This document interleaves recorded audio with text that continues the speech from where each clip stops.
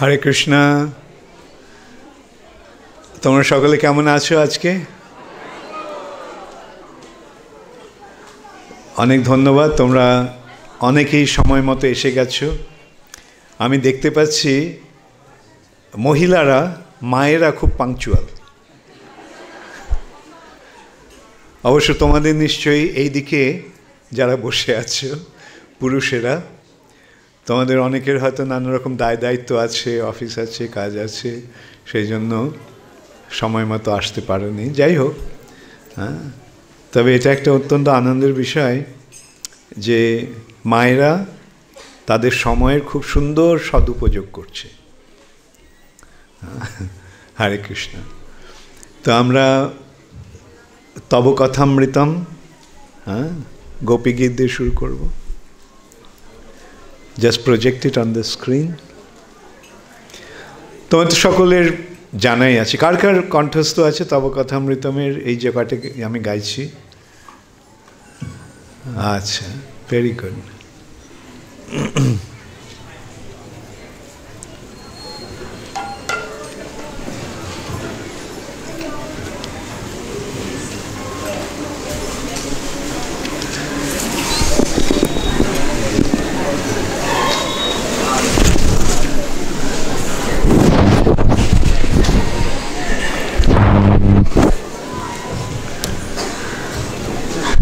কালকে কে ইয়ে করেছিল, ওটা হারিয়ে গেছে?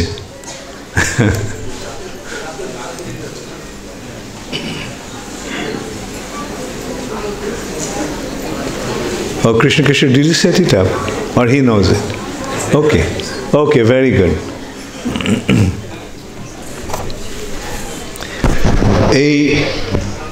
এই শ্লোকগুলির অর্থ তোমাদের জানা আছে? তব কথামৃতম, এটা গোপীরা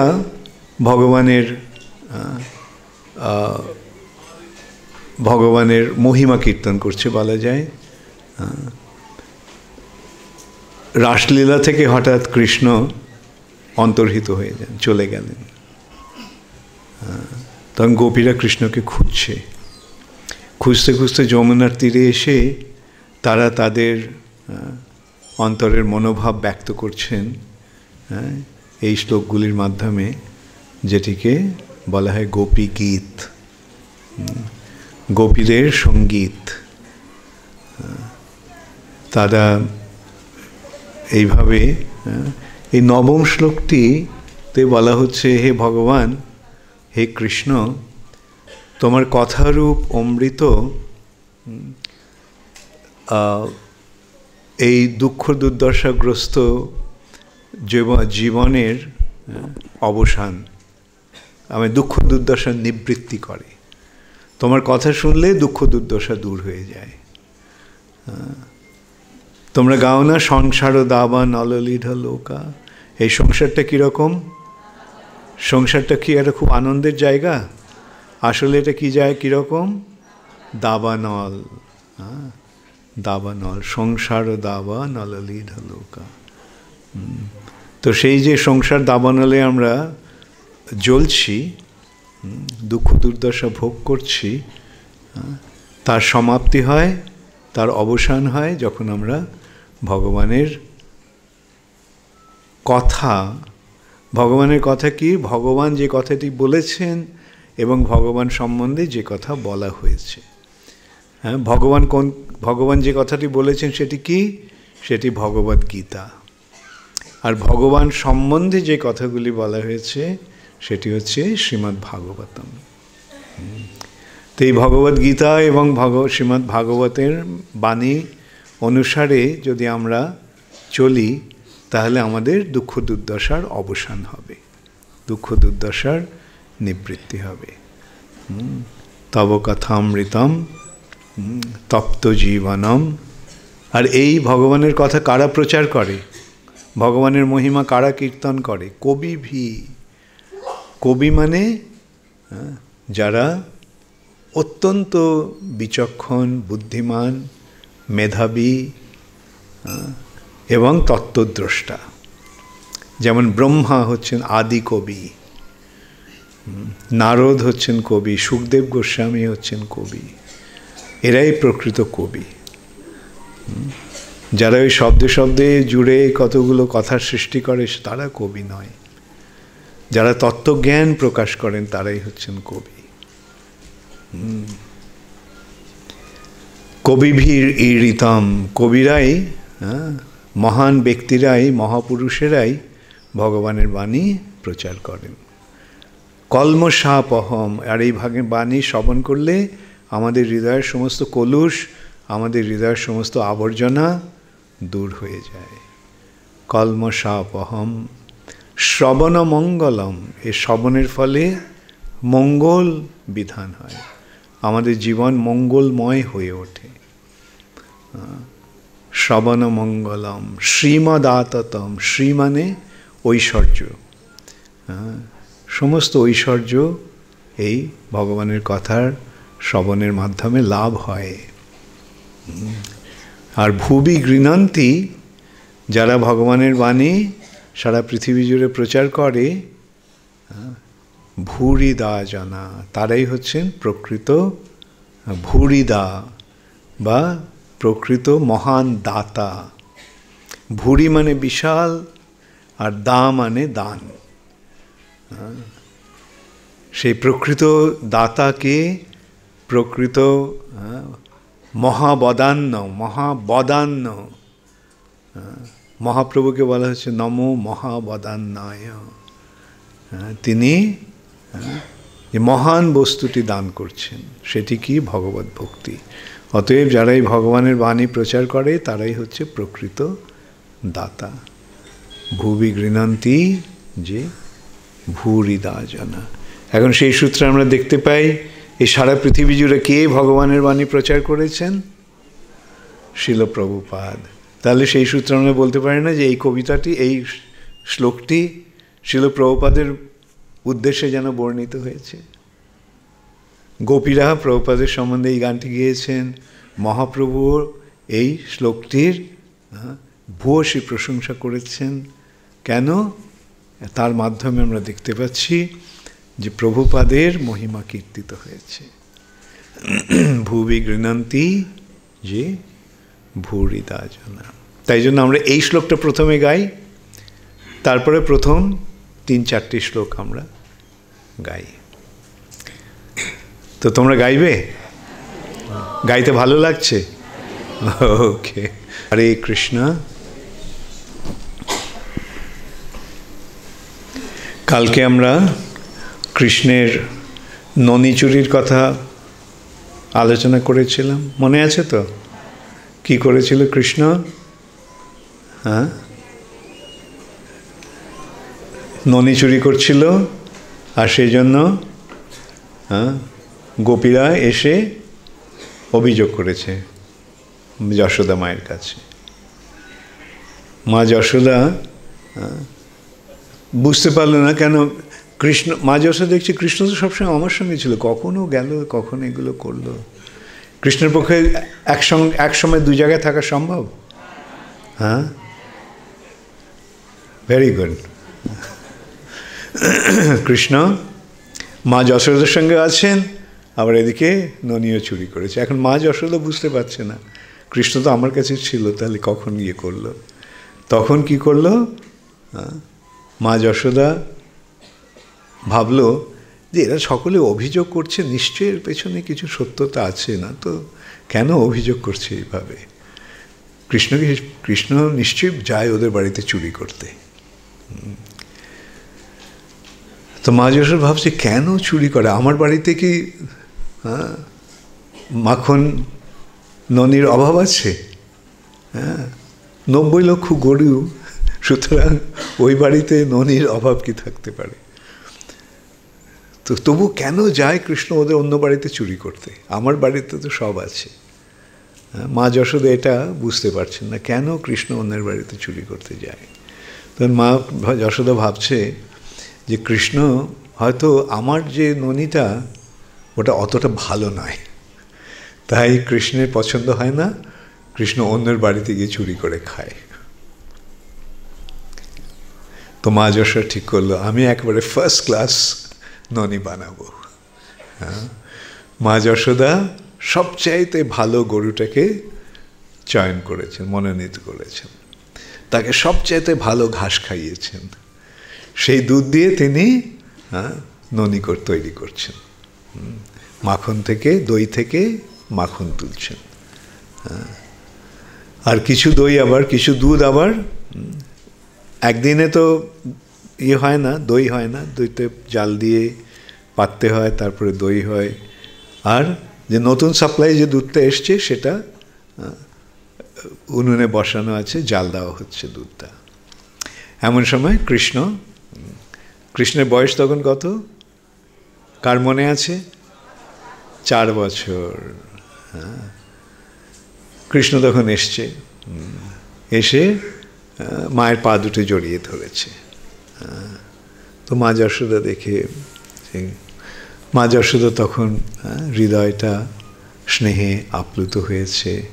তিনি কৃষ্ণকে দধি মন্থন বন্ধ করে তিনি কৃষ্ণকে কোলে নিয়ে দুধ খাওয়াচ্ছেন, দুধ খাওয়াতে শুরু করেছেন। আর কৃষ্ণ মনের আনন্দে মায়ের দুধ খাচ্ছে। তেমন সময় হঠাৎ মা যশোদার মনে হলো, আরে দুধটা তো জাল দেওয়া হচ্ছে, ওটা তো হয়তো এখন উবলে পড়বে। তো মা যশোদা কৃষ্ণকে নামিয়ে রেখে ওই দুধটা সামলাতে গেছে। কৃষ্ণ মনের আনন্দে মায়ের দুধ খাচ্ছিল, আর হঠাৎ আচমকা এরকম মা ওকে ফেলে দিয়ে চলে গেল। কৃষ্ণ একটু আশ্চর্য হয়ে অভিমান মতো হলো, তারপরে রাগ হলো খুব। দেখো, আমি কত আনন্দ সহকারে মায়ের দুধ খাচ্ছিলাম, আর মা কী করলো, ওই দুধ সামলাতে চলে গেল। আর ওই দুধটাও তো আমারই জন্য দুধ থেকে দই করে মাখন তোলা হবে। তো কি, ওটার কি দরকার ছিল? আমি তো তোমার দুধ খাচ্ছিলাম, আর আমাকে এইভাবে ফেলে তুমি চলে গেলে। কৃষ্ণের খুব রাগ হলো, কিছুক্ষণ কাঁদলো বসে বসে। দেখো, আমার মা আমাকে এইভাবে ফেলে দিয়ে চলে গেল। তারপরে রাগের বশে কৃষ্ণ কী করলো, একটা পাথর ছিল, সেই পাথরটা ছুঁড়ে মারলো সেই দইয়ের মন্থনের যে মটকাটা, সেই মটকাটায়, আর মটকাটা ভেঙে গেল। তার মধ্যে দই, দুধ, মাখন, দুধ নয়, দই, দুধ, মাঠা সব সারা ঘরে ছড়িয়ে গেল। তারপরে কৃষ্ণ গেল পাশের ঘরে, যেখানে মাখনগুলো শিকায় ননিগুলো রাখা ছিল। তো অনেক উঁচুতে আছে। অন্যান্য সময় কি করে, অন্য ভক্ত বন্ধুদের কাঁধে চড়ে তারপরে ওগুলো নামায়। এখন তো বন্ধুরাও নেই, একা। তো কৃষ্ণ কী করলো, একটা উদুখল, যাতে পেশাই হয়, উদুখল, ওগুলো তো তোমরা জানো না, এখন তো পেশাই তো গম ভাঙার কলে তৈরি হয়, গম পেশাই। তো সেই উদুখলটাকে উল্টে দিয়ে তার উপরে দাঁড়িয়ে দুধটা মাখনের এটা চুরি করতে যাচ্ছে। এমন সময় মা যশোদা ওই ঘরে এসেছে দুধটাকে সামলে, এসে দেখে ঘরে লঙ্কা কাণ্ড হয়ে গেছে। সমস্ত ঘর ওই দইয়ের যে মাঠা ছাঁচ, ওটাতে ভরে গেছে। ঘরের ওই মাটির টুকরোগুলো ছড়িয়ে আছে, মাটি ভাঙা ওই মটকার টুকরোগুলো ছড়িয়ে আছে। তো মা যশোদা ভাবলো এটা নিশ্চয়ই কৃষ্ণের কাজ। তখন মা যশোদা ভাবলো ছেলেটাকে একটু শাসন না করলে নয়। তো ওখানে ওই যে ননিকে আলাদা করা হয়, সে একটা ছড়ি আছে, সেই ছড়িটা তুলে নিয়ে ঠিক আছে গেছে পাশের ঘরে গিয়ে যখন গেলেন, তখন দেখে কৃষ্ণ ওই উদুখলের ওপরে দাঁড়িয়ে ননি চুরি করার উপক্রম করেছে। আর মাকে আসতে দেখে কৃষ্ণ সেই উদুখল থেকে ঝাঁপ দিয়ে পড়ে দৌড়ে পালিয়েছে। মনে আছে এই বর্ণনাটা, যশোদাভি অলুখলাদ ধাবমানম। যশোদাকে আসতে দেখে অলুখল থেকে, উদুখল থেকে লাফ দিয়ে ধাবমানম, দৌড়ে পালিয়েছে। আর মা যশোদাও ছুটেছে তার পেছনে। তারপরে কিছুক্ষণ পরে, ছোটার পরে কৃষ্ণকে ধরে ফেলেছে। ধরে ফেলে তখন কৃষ্ণ, যখন মা ধরে ফেলেছে, তখন কৃষ্ণ ভয়ে কাঁদতে শুরু করেছে। আর তার দু হাত দিয়ে চোখের জল মুছছে। রুদন্তং মুহুর নেত্রম যুগ্মং মৃজন্তম করাম্ভোজ যুগ্মেন শাতঙ্ক নেত্রম। করাম্ভোজ, তার দু হাত দিয়ে করাম্ভোজ যুগ্মেন শাতঙ্ক নেত্রম, ভয়ভীত চোখ দিয়ে সে জল পড়ছে, কাঁদছে। তো মা যশোদা দেখলো ওই ছড়িটা দেখে ও ভয় পেয়ে গেছে। তো ওকে এত ভয় দেখানো উচিত না, ছড়িটা ফেলে দিয়েছে। তো মা যশোদা ভাবলো যে এত দুরন্ত হয়ে গেছে, একে কিছু শাসন না করলেই নয়। তো মা যশোদা ভাবলেন, ঠিক আছে, যে উদুখলের ওপর দাঁড়িয়ে তুমি ননি চুক্তি করতে গিয়েছিলে, সেই উদুখলে আমি তোমাকে বেঁধে রাখবো। তার মা যশোদা একটা দড়ি নিয়েছে, দড়ি নিয়ে কৃষ্ণকে বাঁধছেন। দাম মানে দড়ি, কোথায় বাঁধছেন? উদরটাকে বাঁধছেন। সেই সূত্রে কৃষ্ণের কি নাম হলো? দামোদর। কিন্তু দেখছেন যে সেই দড়িটা 2 আঙ্গুল ছোট হয়ে যাচ্ছে। তিনি আরও দড়ি আনলেন, কিন্তু সবকটা যতবারই ইয়েতে বাঁধতে যাচ্ছেন, যত বড় দড়ি হোক না কেন 2 আঙ্গুল শর্ট পড়ে যাচ্ছে। তো এইভাবে প্রথম কথা হচ্ছে যে এর আগে কিন্তু মা যশোদা দেখেছেন কৃষ্ণ একসময় মাটি খেয়েছিল। বলরাম এসে অভিযোগ করেছে, মা কৃষ্ণ মাটি খাচ্ছিল। কৃষ্ণ বলছে, না আমি মাটি খাইনি। তো বলরাম বলছে, না দেখো, সকলকে জিজ্ঞাসা করো। কৃষ্ণ বলছে, ওরা চক্রান্ত করেছে আমার বিরুদ্ধে, সব দল পাকিয়ে আমার বিরুদ্ধে অভিযোগ করছে, আমি মাটি খাইনি। তো মা যশোদা বললেন, দেখি তো, ঠিক আছে, তোমার মুখটা খোলো। যখন কৃষ্ণ মুখটা খুলল, তখন মা যশোদা কি দেখলেন? সমস্ত বিশ্ব ব্রহ্মাণ্ড কৃষ্ণের মুখের ভেতরে। তাহলে যার উদরে সারা জগৎটা স্থিত, তার উদরটা কে বাঁধতে পারে? এইটি হচ্ছে ভগবানের অপূর্ব লীলা। তো এইভাবে বাঁধবার চেষ্টা করছে। কত দড়ি, বাড়িতে 90 লাখ গরু, সুতরাং বাড়িতে যে কত দড়ি আছে গরু বাঁধার, সহজে অনুমান করা যায়। কিন্তু কিছুতেই মা যশোদা বাঁধতে পারছে না। যতই ইয়ে করছেন, 2 আঙ্গুল শর্ট। তো এইভাবে আর যশোদাও একেবারে ইয়ে হয়ে গেছে, বদ্ধপরিকর, বাঁধবই ওকে আজকে আমি। আর এইভাবে চেষ্টা করতে করতে করতে করতে মা যশোদা ঘরমাক্ত কলেবর, ঘেমে গেছে, ক্লান্ত হয়ে পড়েছে। তো কৃষ্ণ বলে, মা তো অনেক ঘেমে গেছে, ক্লান্ত হয়েছে, এখন ধরা দিয়ে দিই। তো মা যশোদা কৃষ্ণকে বাঁধলেন। তো কিভাবে বাঁধলেন? দড়ি দিয়ে বাঁধলেন না ভক্তি দিয়ে বাঁধলেন? ভক্তিবদ্ধম, দড়ি দিয়ে নয়, ভক্তি দিয়ে মা যশোদা কৃষ্ণকে বাঁধলেন। তো বেঁধে সেই উদুখলের সঙ্গে বেঁধে রাখলো, গিয়ে তারপর বাড়িতে অন্যান্য কাজে চলে গেলেন মা যশোদা। আর কৃষ্ণ ওই বাঁধা অবস্থায় কিছুক্ষণ দাঁড়িয়ে রইলেন। কতক্ষণ এইভাবে দাঁড়িয়ে থাকতে ভালো লাগে? কৃষ্ণ একেবারে ইয়ে হয়ে গিয়ে বোর্ড। কৃষ্ণ কি করলো তখন? ওই উদুখলটাকে উল্টে ফেলে দিল, আর সে তখন উদুখলটা টানতে লাগলো। তো এটা যেন একটা নতুন খেলা কৃষ্ণ আবিষ্কার করলো, উদুখল টানা খেলা। আর এইভাবে ওটা টানতে টানতে সারা উঠোনে কৃষ্ণ চক্কর দিচ্ছে। ইতিমধ্যে সব ছেলেরাও জমা হয়েছে, হ্যাঁ, ওরাও বলছে, কৃষ্ণকে খুব উৎসাহ দিচ্ছে, কৃষ্ণ আরো জোরে চল। তখন এইভাবে কৃষ্ণ কিছুক্ষণ উদুখলটা নিয়ে চক্কর মারল উঠানে, অঙ্গনে।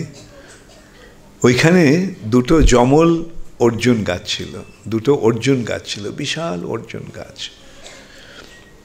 তো কৃষ্ণ ভাবল এই দুটো গাছের মধ্যে দিয়ে আমি চলে যাই। তো কৃষ্ণ চলে গেছে, কিন্তু ওই উদুখলটা আটকে গেছে।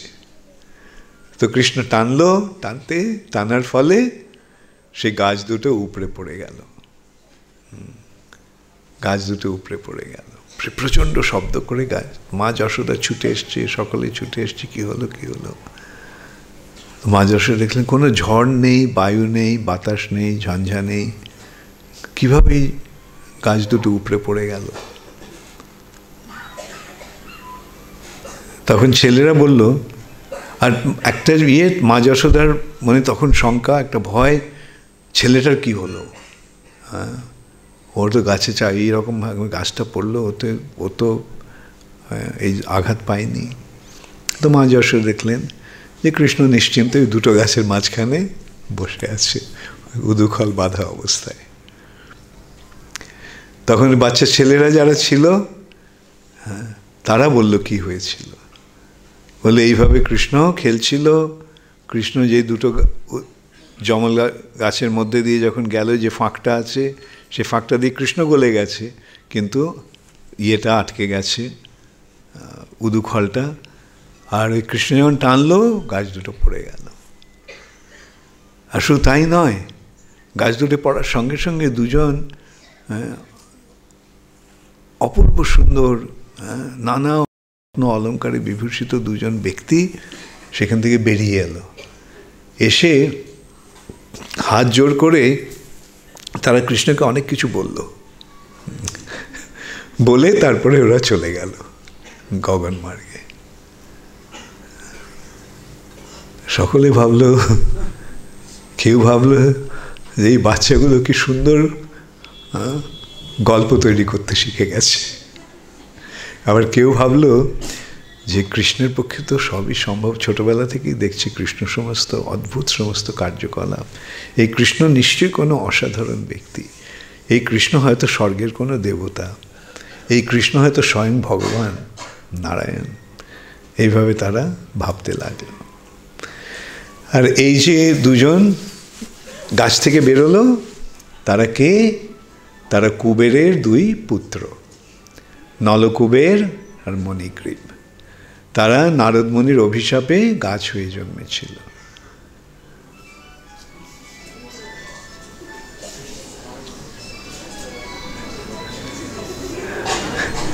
জোরে জোরে বেজে ঘোষণা করছে, আগামীকাল প্রসাদের ভারটা আমি বহন করব। সেই ভাগ্যবান ব্যক্তিটি কে? হাত তুলবে না, তোমার পাশের লোকটি হাত দেখিয়ে দেবে।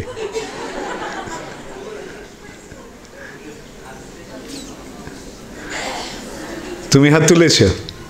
তোমার ফোনটা কোথায়? হ্যাঁ, নেই? তাহলে কি করে হলো শব্দটা? তার মানে তুমি কালকে স্পন্সর করবে?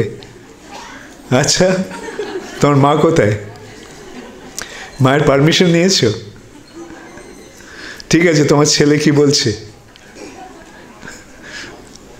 যাই হোক, ও প্রক্সি দিচ্ছে, অন্যের সৌভাগ্যটাও কেড়ে নিচ্ছে, তাই না? যাই হোক,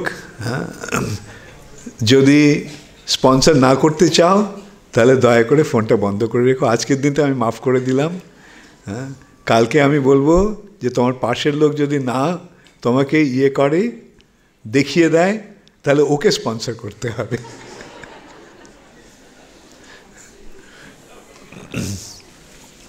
তো এইভাবে কৃষ্ণ তার শৈশব লীলা বিলাস করছিলেন।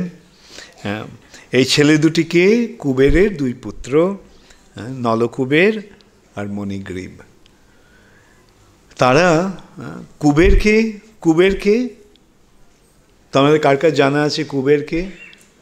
কুবের হচ্ছে স্বর্গের দেবতাদের কোষাধ্যক্ষ। স্বর্গের দেবতাদের সমস্ত যত সম্পদ সেটা কুবের আগলে রাখে। তার মানে বুঝতে পারছো কুবেরের কত ধন সম্পদ। বাংলাতে একটা কথা বলেন না, ধন কুবের। যারা খুব ধনী তাদের বলা হয় ধন কুবের।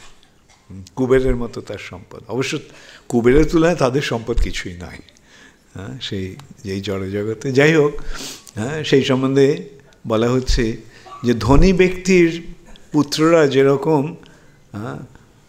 উচ্ছৃঙ্খল হয়ে যায় অনেক সময়, তো কুবেরের এই দুপুত্রের সেই অবস্থা হয়েছিল।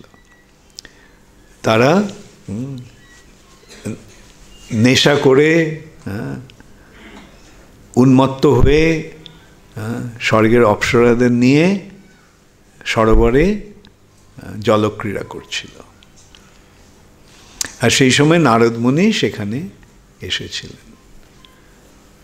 তো নারদ মুনিকে দেখে সেই অপ্সরারা সঙ্গে সঙ্গে তারা উঠে এসে লজ্জা নিবারণ করার জন্য তাদের কাপড় পরে নিয়েছিলেন। কিন্তু নলকুবের আর মণিগ্রীব, কুবেরের এই দুটো ছেলে এমনই নেশায় করে চুর হয়েছিল যে তাদের কোনো বাহ্য জ্ঞান ছিল না। তারা সেই নগ্ন অবস্থাতেই ওখানে নারদ মুনির সামনে দাঁড়িয়েছিল। তখন নারদ মুনি তাদের অভিশাপ দিয়েছিলেন যে তোমাদের স্বর্গে থাকার যোগ্যতা তোমাদের নেই, তোমরা যাও মর্তলোকে গিয়ে দুটো গাছ হয়ে জন্মাও, উলঙ্গ হয়ে থাকো, তখন আর কাপড় চোপড় পরার কোনো প্রয়োজন হবে না।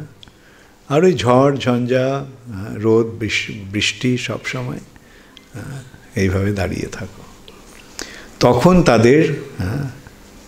তাদের টনক নড়ল যে আরে কি, এ তো আমরা অভিশপ্ত হলাম, কি করে আমি? নারদ মুনির পায়ের পড়ে তারা ক্ষমা ভিক্ষা করলো, একবার ক্ষমা করে দিন। নারদ মুনি বললেন, দেখো যে কথাটি আমার মুখ দিয়ে বেরিয়ে গেছে সেটা ফলপ্রসূ হবেই হবে। তবে তোমরা নন্দ মহারাজের গৃহে দুটো গাছ হয়ে জন্মাবে এবং কৃষ্ণ যখন আসবে দাপরে লীলা করতে, তখন কৃষ্ণ তোমাদের উদ্ধার করবেন। এইভাবে নারদ মুনির কৃপায় নলকুবের আর মণিগ্রীব, কুবেরের দুই পুত্র উদ্ধার লাভ করেছিল। আবার আমরা তাহলে দামোদর অষ্টকমে চলে যাব। কুবেরাত্মজৌবদ্ধ মূর্তৈব যদ্বৎ তয়ামোচিত ভক্তি ভাজৌ কৃত চ তথা প্রেম ভক্তিং সকাং মে প্রযচ্ছ নমোক্ষে গ্রহ মেস্তি দামোদরেহ। হে ভগবান, তুমি কুবেরের দুই পুত্রকে কুবেরাত্মজৌবদ্ধ মূর্তৈব যদ্বৎ যেভাবে তুমি মুক্ত করেছিলে, তয়ামোচিত ভক্তি ভাজৌ কৃত চ, তুমি সেইভাবে আমাদের উদ্ধার করো, আমাকে উদ্ধার করো ভক্তির প্রভাবে। এইভাবে তথা প্রেম ভক্তিং সকাং মে প্রযচ্ছ, তোমার প্রেম ভক্তি দান করো আমাকে, আমি নমোক্ষে গ্রহমেস্তি দামোদরেহ। হে দামোদর, আমি তোমার কাছে মোক্ষ বা মুক্তি কামনা করি না। এইভাবে ভগবান তার দামোদর লীলা বিলাস করেছিলেন।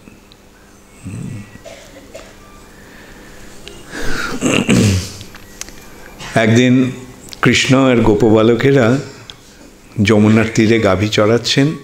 হঠাৎ দেখলেন অনেকগুলো গাভী যমুনার জল খাওয়া মাত্রই প্রাণত্যাগ করল।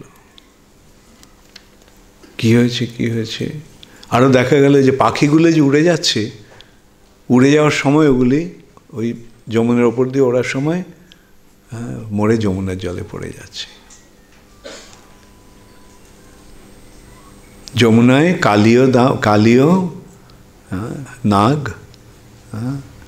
তার বিষের প্রভাবে কালীয় সমস্ত যমুনার জল বিষাক্ত হয়ে গিয়েছিল। এমনকি এই তার বিষের ক্রিয়ার ফলে পাখিরা যে উড়ে যাচ্ছে, সেগুলি ওই বিষের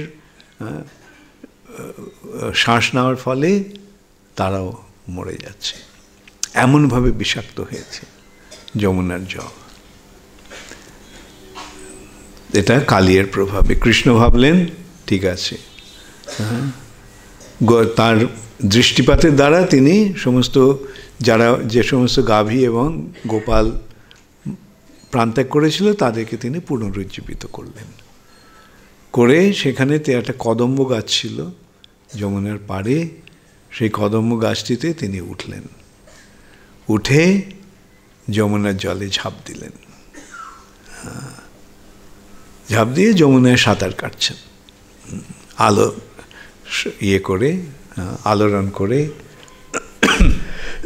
শব্দ করে। তখন সেই যমুনার জলে কালীও ছিল, বিশাল নাগ। সে কালীও এসে বিরক্ত হয়ে, কে এইভাবে আমার ঘুম ভাঙিয়ে দিল, আমাকে এইভাবে আচরণ করছে, তো এই আমার জলে এসে এইভাবে জলক্রিয়া করছে, চলো আমি তাকে দেখব। তো কালী এসে তখন কৃষ্ণকে বেষ্টন করল। আর এদিকে বালকের দেখছে যে কৃষ্ণকে কালী এইভাবে জড়িয়ে ধরেছে তার কুণ্ডলিতে। তারা গিয়ে ছুটে খবর দিল বৃন্দাবনে, সকলে ছুটে এলো। সকলে এসে দেখে যে কালিয়ার কবলে কুণ্ডলীবদ্ধ অবস্থায় কৃষ্ণ অচেতন হয়ে পড়ে আছে। তখন সকলে এই দৃশ্য দেখে সকলেই তো অত্যন্ত মর্মাহত। কৃষ্ণের লীলাটি এরকমই, যখন এরকম বিপদাগ্রস্ত অবস্থা হচ্ছে তখন সকলে মনে করছে যে কৃষ্ণের এখন হয়তো প্রাণ সংশয় হলো। সাধারণ মানুষ যেমন মনে করে, তারাও কৃষ্ণের বেলাতে সেরকমভাবেই মনে করছিল যে এই সাপের কবলে না জানি কৃষ্ণের কি হবে, ও হয়তো মরে যাবে। তখন বলরাম তাদের আশ্বাস দেন, তোমরা ভয় পাচ্ছ কেন? কৃষ্ণকে কে কি করবে? তুমি দেখো কৃষ্ণ কি করে। এখন নন্দ মহারাজ জলে ঝাঁপ দিতে যাচ্ছে, মা যশোদা মূর্ছিত হয়ে পড়েছে, গোপীদের তো কথা নেই, কাঁদতে কাঁদতে তারাও মূর্ছিত হয়ে পড়েছে কৃষ্ণকে এইভাবে দেখে। তখন কৃষ্ণ কি করলেন? বলরাম কৃষ্ণকে প্রবোধ দিলেন। কৃষ্ণ, তোমার লীলার একটা লিমিট থাকা উচিত। দেখো সকলের কি অবস্থা হয়েছে তোমার জন্য। তা এখন তুমি কি কিছু করবে এর প্রতিকার স্বরূপ? তখন কৃষ্ণ কি করলো? তার শরীরটাকে বাড়াতে শুরু করলো। এখন কালিয়ে জড়িয়ে ধরেছিল, এই কৃষ্ণ শরীর বাড়াতে থাকলো। তখন কালিয়ের মনে হলো তার সমস্ত যে হাড়গুলো যেন চুরমার হয়ে যাচ্ছে কৃষ্ণের শরীর বাড়াবার ফলে। কালিয়া তখন কৃষ্ণকে ছেড়ে দিল। কৃষ্ণ তখন কালিয়ার মাথায় উঠে নাচতে শুরু করল। কালিয়া কৃষ্ণকে দংশন করার জন্য যেই মাথা তুলছে, কৃষ্ণ কি করছে? কৃষ্ণ সেই মাথাতে পদাঘাত করছে। এইভাবে কালিয়া মাথা তুলছে, কৃষ্ণ এক লাথি মারছে ওর পায়ে, মাথায়। দেখে মনে হচ্ছে কৃষ্ণ যেন কালিয়ার মাথায় নাচছে। কৃষ্ণ নাচছে আর নাচতে নাচতে কালিয়ার মাথায় পদাঘাত করছে। আর তার ফলে এক একটা পদাঘাতে কালিয়ার মনে হচ্ছে যেন শত শত বজ্রঘাত হচ্ছে তার মাথায়। ওর মরমর অবস্থা, মুখ দিয়ে রক্ত বেরোচ্ছে, একেবারে স্তিমিত হয়ে গেছে। তখন কালিয়ার পত্নীরা, নাগপত্নীরা এসে কৃষ্ণের কাছে প্রার্থনা করল, প্রভু তোমার এই অবোধ বৃত্তটিকে তুমি ক্ষমা করো। এইভাবে কালিয়া স্ত্রীরা, নাগপত্নীরা সুন্দরভাবে কৃষ্ণের বন্দনা করতে শুরু করলেন। এখন এই নাগপত্নীর কৃপায় কৃষ্ণ কালিয়াকে ছেড়ে দিলেন। কিন্তু কৃষ্ণ কালিয়াকে বললেন যে তুমি আর এখানে থাকতে পারবে না, তুমি এখান থেকে চলে যাও। কোথায় যাবে? রমণক দ্বীপে যাও। তখন কালিয়া সপরিবারে কৃষ্ণকে প্রণাম করে রমণক দ্বীপে চলে গেল। কালিয়ার একটা ভয় ছিল, যে যেই জন্য কালিয়া যমুনার আশ্রয় নিয়েছিল, যে গরুর ওকে খেয়ে ফেলবে।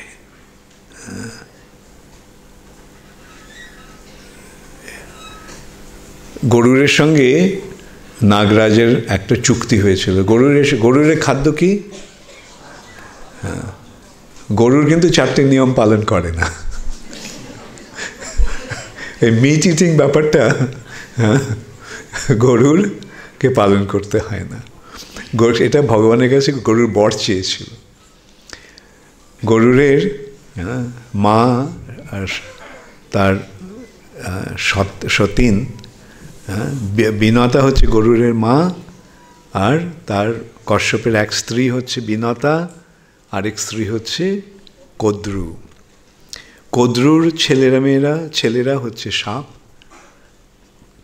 আর বিনতার দুই ছেলে গরুর আর অরুণ। তো সতীনে যেরকম হয়, এদের বেলাও তাই হয়েছিল। ঝগড়া, একে অপরকে দেখতে পারে না। তো একদিন তারা সূর্যের রথের নিয়ে আলোচনা করে বলছিল, যে বিনতা বলল রথের ঘোড়াগুলির রং সাদা। কদ্রু বলল না, রংটা কালো। তো বিনতা যখন তার ছেলেদের কাছে গিয়ে বলল, কি হয়েছে? আচ্ছা, এত বলা সত্ত্বেও তোমরা শোনো না কেন? বলা হলো, যদি না জানো কিভাবে বন্ধ করতে হয়, পাশে যা আছে তাকে জিজ্ঞাসা করো। কার কার ফোন আছে দেখি? হাত তোলো তো, কার কার ফোন আছে? কার কার ফোন সাইলেন্ট মোডে নেই বা অফ করা নেই, বা জানো না কিভাবে সাইলেন্ট মোড করতে হয়? হাত তোলো। তাহলে ফোনগুলি কি আপনার থেকে বাজছে?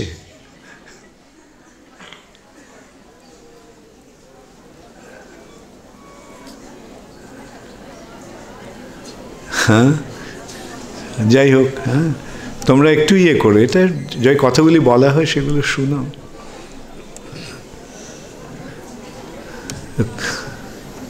কদ্রু তার ছেলেদের গিয়ে বলল যে এরকম একটা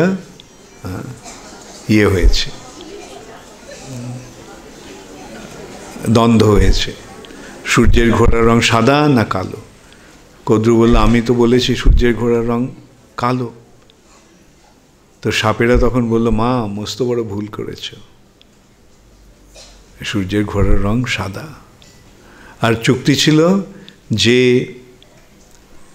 হারবে তাকে অন্যের দাসী হয়ে থাকতে হবে। তো বললো, তাহলে আমাকে তো বিনতার দাসী হয়ে যেতে হবে এখন, তোমরা কিছু একটা ব্যবস্থা করো। তখন সেই সাপেরা কি করলো? সাপেরা সব গিয়ে ওই ঘোড়াগুলিকে তাদের শরীর দিয়ে ঢেকে দিল, সারা শরীরে জড়িয়ে পড়ল। সাপের রং কালো। সকালবেলা যখন সূর্য উঠেছে, তখন দেখা গেল যে সূর্যের ঘোড়ার রং কালো।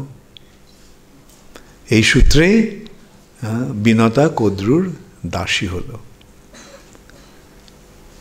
আর ছোটবেলায় গরুরকে নিয়ে ওরা নানা রকম করে, যে দাসীপুত্র রূপে আচরণ করে, এই করো আমাদের জন্য, ওই করো আমাদের জন্য। আর গরুরও এইভাবে ভাবে, আমি তো দাসীর পুত্র। তো একদিন ওর মাকে জিজ্ঞাসা করলো যে, মা কেন আমাকে এরম আচরণ করে? তো ওর মা সেই সমস্ত ঘটনা তাকে বলল।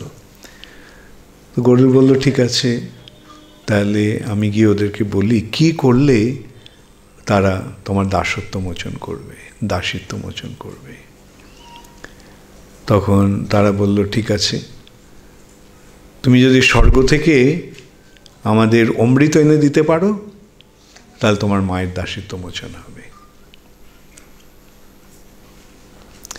তখন গরুর তাই করেছিল। অমৃত নানা অত্যন্ত সঙ্গোপনে রাখা হয়েছিল, কিন্তু গরুর সেখান থেকে সেই অমৃত নিয়ে এসেছিল, অমৃত ভাণ্ড। ইন্দ্র তখন গরুরকে বজ্রাঘাত করেছিল, যদিও বজ্র গরুরকে কিছুই করতে পারত না, কিন্তু যেহেতু বজ্র দধিচির অস্থি দিয়ে তৈরি হয়েছে, তাই দধিচি মুনির প্রতি শ্রদ্ধা নিবেদন করে গরুর একটা পাখা ফেলে দিয়েছিল।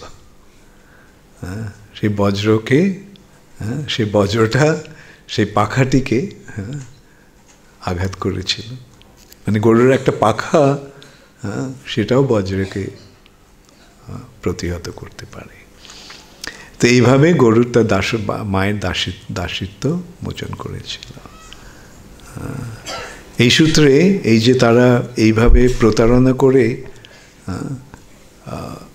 মায়েরকে এইভাবে প্রতারণা করে দাসীতে পরিণত করেছিল, সেই জন্য গরুরের প্রচণ্ড রাগ হয়েছিল। এবং গরুর তখন ভগবানের কাছে কি প্রার্থনা করেছিল?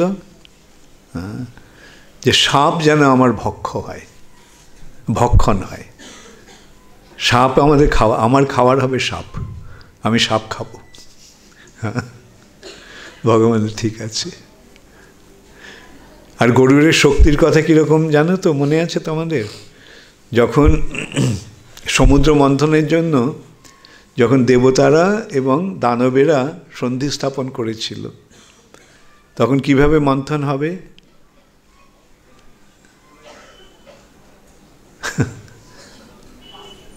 কিভাবে সমুদ্র মন্থন হবে?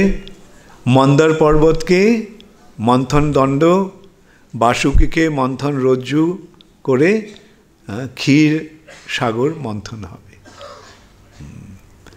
তো দেবতারা আর দানবেরা মিলিতভাবে মন্দার পর্বতকে তুলে নিয়ে আসছে, কিন্তু মন্দার পর্বত এত বিশাল যে তাতে দেবতা এবং দানবেরা অনেকেই মারা গেল, আর অবশেষে তারা সেটা ফেলে দিয়ে আর নিতে পারছে না। তখন ভগবান কি করলেন? ভগবান এসে বাঁ হাত দিয়ে সেই মন্দার পর্বতকে তুলে গরুরের পিঠে রাখলেন। গরুর ভগবান এবং মন্দার পর্বত নিয়ে ক্ষীর সমুদ্রে এলো। তাহলে দেখতে পাচ্ছ, দেবতা এবং দানবের যে মিলিত শক্তির থেকেও গরুরের শক্তি অধিক। কেন? কেন? গরুর হচ্ছে ভগবানের ভক্ত। এইটি হচ্ছে ভগবানের ভক্তের মহিমা। তারা ভগবানের ভক্তের শক্তি আসে কোত্থেকে? ভগবানের শক্তিতে তারা আবিষ্ট হয়, তাই জন্য তাদের বলা হয় শক্তাবেশ। ভগবানের শক্তিতে আবিষ্ট হয়ে তারা অদ্ভুত সমস্ত কার্য সম্পাদন করেন, অসাধারণ কার্য সম্পাদন করেন। তো এইভাবে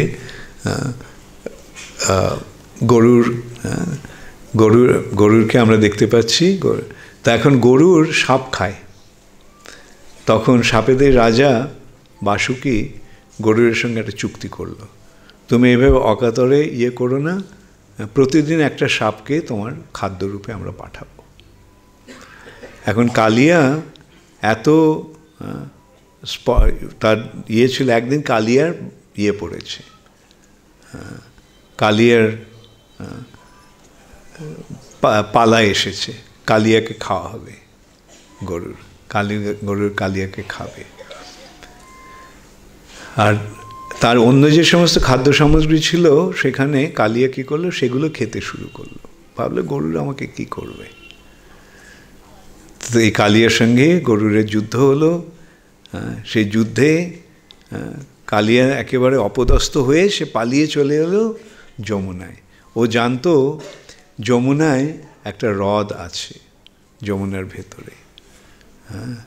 সে সেখানে আশ্রয় নিল, কেননা সৌভরী মুনি গরুরকে অভিশাপ দিয়েছিলেন যে তুমি যদি এখানে আসো তাহলে তোমার মৃত্যু হবে। সেই জন্য গরুর যমুনার সেই হ্রদে যেত না। কেন অভিশাপ দিয়েছিলেন?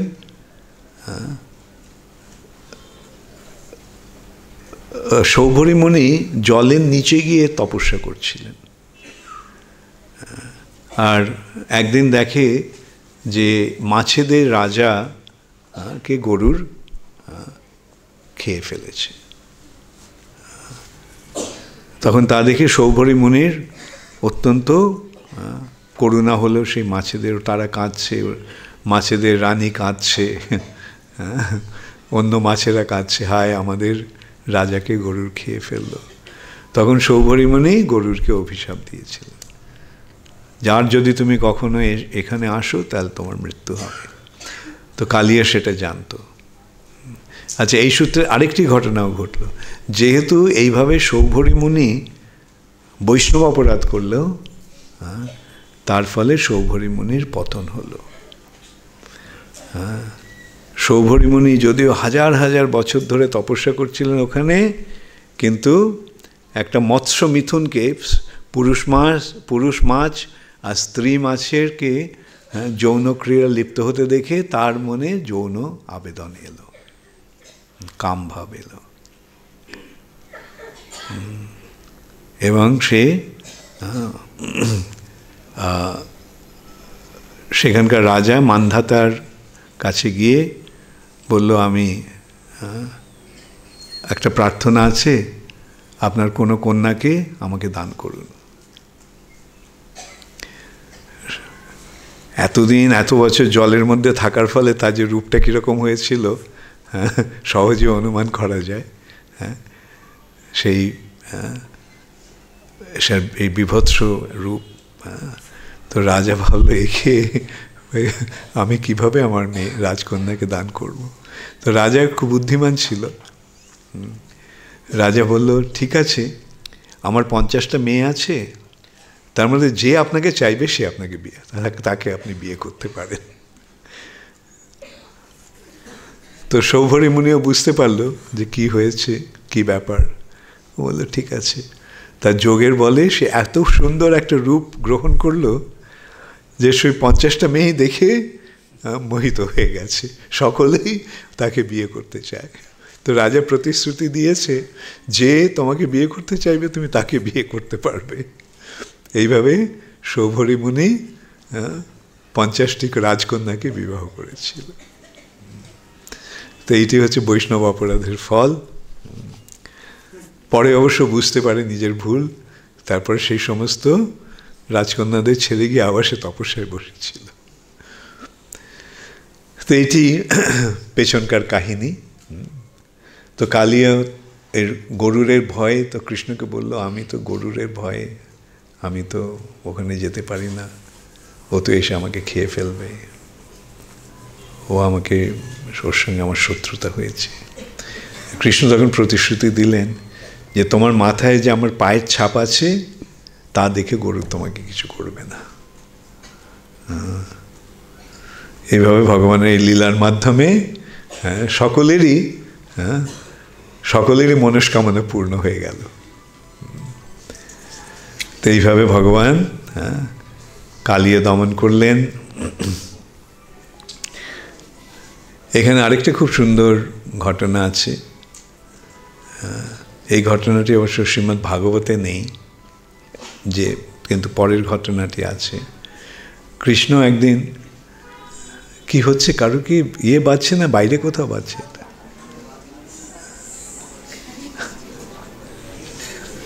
এটা অত্যন্ত বিরক্তিকর, এটা কি সত্যি সত্যি মোবাইল ফোন বাজছে না কিছু বাজছে? এখানে কোনো ঘন্টা বাজছে কি?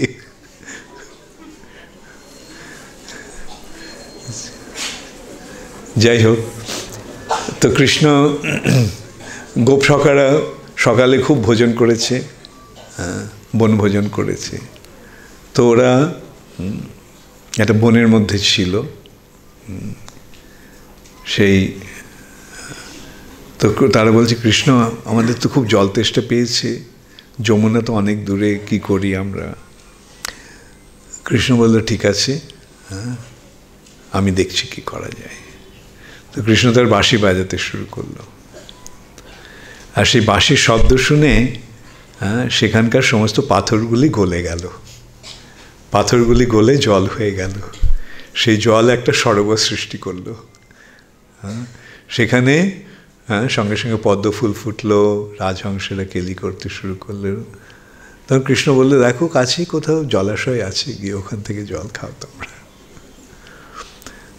তো এইভাবে কৃষ্ণ এক সরোবর সৃষ্টি করেছিলেন। তারপরে তারা সারাদিন খেললো।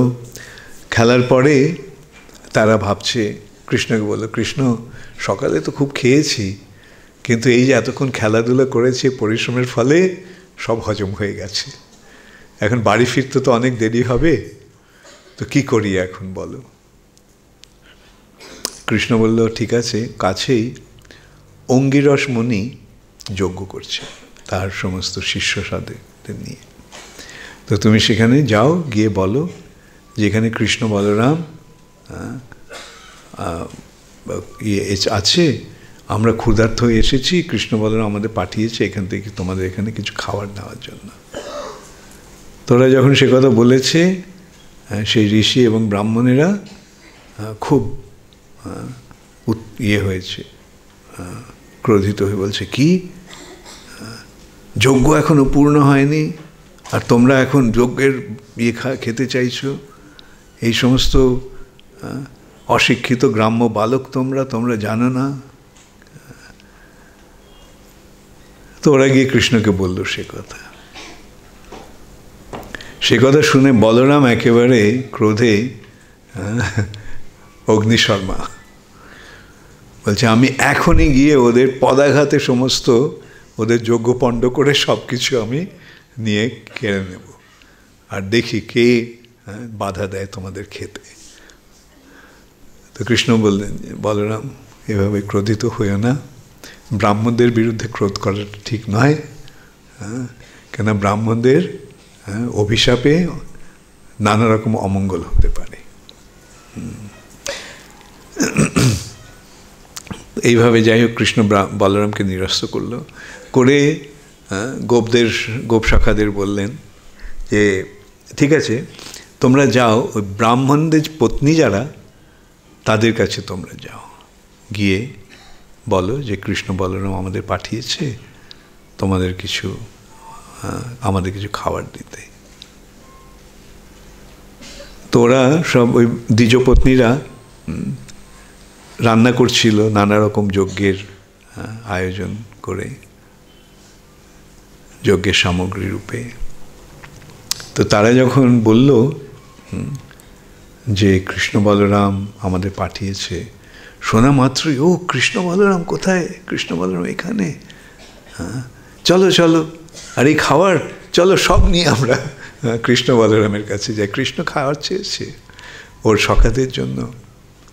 তো সমস্ত রান্নাবান্না যা করেছিল সব নিয়ে তারা ওখানে চলেছে। তো সব ব্রাহ্মণেরা তো যারা যজ্ঞের আয়োজন করছিল তারা সব করে অত্যন্ত হয়ে গেছে, সমস্যায় পড়েছে, যে কী করছো তোমরা, এইগুলো নিয়ে চলে যাচ্ছ, এখানে যজ্ঞ হয়নি এখনো, যজ্ঞের পরে তারপরে ব্রাহ্মণদের খাওয়াতে হবে, তারপরে এই সমস্ত গোপেদের খাওয়ানো হবে। তো ব্রাহ্মণ কৃষ্ণ বলে, কি বললো, তোমাদের এই যজ্ঞ টজ্ঞ সব পণ্ড হোক, যাক জলাঞ্জলি তোমাদের যজ্ঞে, কৃষ্ণ বলরাম এসছে, ওদের কাছে আমরা যাব। তাহলে আমরা কি শিক্ষা পাচ্ছি, যোগ্য যাজ্ঞিক ব্রাহ্মণেরা যেটা জানতো না, যোগ্য পত্নীরা সেটা জানতো, যে চরমে সমস্ত যজ্ঞের ফল ভোক্তা কে, অহং হি সর্বযজ্ঞানাং ভোক্তা চ প্রভুরেব চ। সমস্ত যজ্ঞের ভোক্তা হচ্ছে ভোক্তা অরং যজ্ঞ তপসাম, সমস্ত যজ্ঞের ভোক্তা হচ্ছেন কৃষ্ণ। এখন কৃষ্ণ যখন চাইছে তখন অন্য সমস্ত যজ্ঞের এই আনুষ্ঠানিক করে কী লাভ, কৃষ্ণর কাছে নিয়ে চল।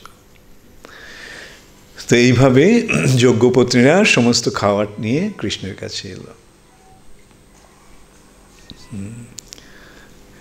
তো এইভাবে আমরা দেখতে পাচ্ছি যজ্ঞপত্নীরা, তারপরে এখানে আবার এর বর্ণনা আছে যে তারপরে যাজ্ঞিক ব্রাহ্মণেরা বুঝতে পারল তাদের ভুলের কথা। কৃষ্ণ বলরামই হচ্ছে সমস্ত যজ্ঞের ভোক্তা। তখন তারা তাদের পত্নীদের বলল যে তোমাদের কাছে আমরা আজকে একটা শিক্ষা পেলাম, তোমরাই এখন আমাদের গুরু হলে।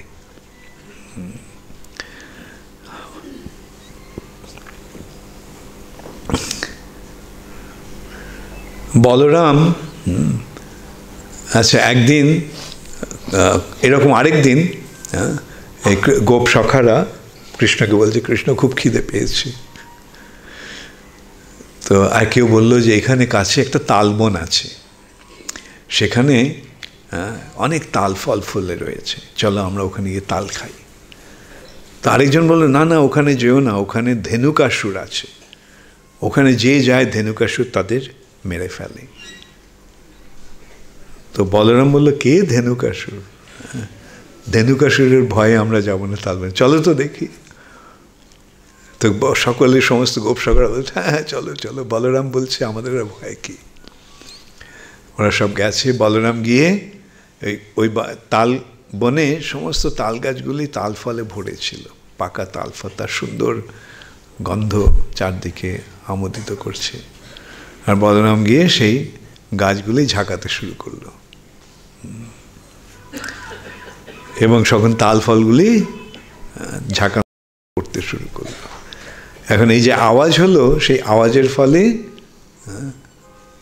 ধেনুকাসুর যে সেই তালবনটাকে অধিকার করেছিল সে ছুটে এসেছে। কে এসেছে এই আমার তালবনে? তখন এসে দেখে যে বলরাম এইভাবে ইয়ে করছে। তখন ধেনুকাসুর বলরামকে আক্রমণ করতে গেছে। গাধারা কি করে? ধেনুক মানে কি? ধেনুক মানে গাধা। এর অসুরটা গাধার রূপ নিয়েছিল। তো গাধারা কি করে? যখন আঘাত করে পেছনের পা দিয়ে আঘাত করে। তো যে আঘাত করতে গেছে বলরাম ওর পা দুটো ধরে মাথার উপরে ঘোরাতে ঘোরাতে ছুঁড়ে ফেলে দিয়েছে। 8 ক্রোশ দূরে গিয়ে পড়েছে, অচেতন হয়ে পড়েছে। আবার উঠে এসে আবার বলরামকে আক্রমণ করেছে। এইভাবে কয়েকবার বলরামের সঙ্গে সংঘর্ষের পরে ধেনুকাসুরের প্রাণান্ত হলো। বলরাম তাকে মাথার উপর ঘুরিয়ে ঘুরিয়ে তার প্রাণটাকে শরীর থেকে বার করে দিয়ে তার শরীরটা ছুঁড়ে ফেলে দিল। এইভাবে ধেনুকাসুরকে বলরাম বধ করলেন। বলরাম অধিকাংশ অসুরদেরই কৃষ্ণ মেরেছিল, বলরাম কেবল 2-3 জনকে মেরেছে। তার মধ্যে প্রধান হচ্ছে এই ধেনুকাসুর আর প্রলম্বাসুর। প্রলম্ব কংসের আরেকটা অনুচর, সে এসছে। তো সেও কংসকে আশ্বাস দিয়েছে, কংস আমি ওদের দেখে নেব, কোনো ভয় নেই। তো প্রলম্বাসুর এসছে কীভাবে? একটা গোপসখার রূপ নিয়ে এসেছে, একটা গোপ বালকের রূপে এসে দলে ভিড়ে গেছে। আর গোপেদের মধ্যে নানা রকম খেলা হয়। একটা খেলা কি? মল্লযুদ্ধ বা কুস্তি। সেই কুস্তি লড়ার হচ্ছে শর্ত হচ্ছে যে হেরে যাবে সে বিজয়ীকে কাঁধে নিয়ে ঘোরাবে। তো প্রলম্বাসুর ঠিক করেছিল যে বলরামকে মারবো, কৃষ্ণকে তো মারা যাচ্ছে না, কেউ মারতে পারছে না কৃষ্ণকে। তো কৃষ্ণকে মারার চেষ্টা না করে বলরামকে মেরে ফেলি। আর বলরামকে যদি মারি তাহলে বলরামের বিরহে কৃষ্ণ মরে যাবে। তো এই চক্রান্ত করে সে এসেছিল। তো এসে সেই জন্য বলরাম যে পক্ষে আছে তার বিপক্ষে ও গেছে, আর গিয়ে বলরামের কাছে হেরে গেছে। এখন তাকে বলরামকে কাঁধে নিয়ে চড়াতে হবে।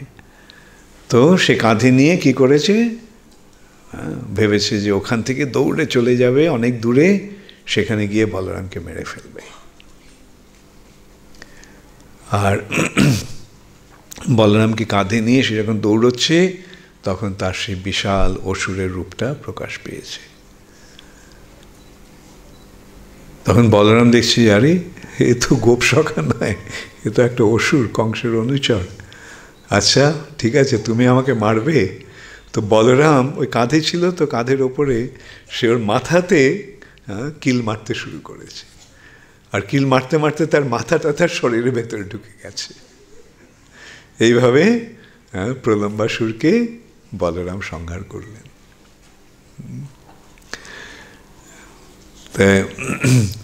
তারপরে আরেকটা অসুর এসেছিল। আচ্ছা, তার আগে আরেকটা লীলার কথা বলতে হবে। একদিন কৃষ্ণ দেখছে যে, কৃষ্ণের বয়স তখন 7 বছর।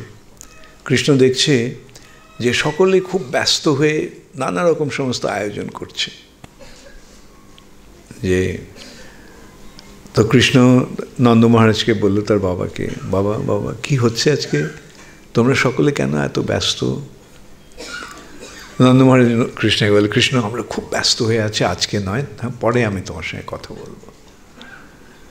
কৃষ্ণ বলে, আমি তো জিজ্ঞাসা করছি কি ব্যাপার আজকে তোমাদের, এত সমস্ত আয়োজন কেন করছো?